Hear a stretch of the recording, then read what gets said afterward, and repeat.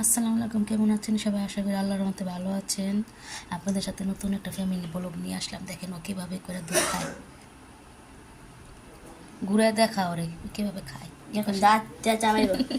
দেখেন কত কিউট, কত কিউট আমাদের বাবাটা, কত কিউট। মেশাই দিই, দেখেন সে খাবে বলে দেখুন।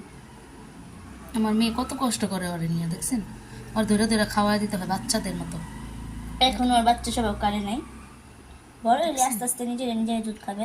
এদিক দাও, দুধটাই পাশে দাও। আসলে পাশে পুরো দেখেন ও হাত দা খাক না ধরে, দেখেন কীভাবে খায়। খেলে নাকে ঢুকে যায়, নাকে মুখে ঢুকে যায়, ইনফেকশন হতে পারে। দেখুন পেটে ফুলা আছে, তারপর খাবে সে, তার পেটে অনেক জায়গা আছে।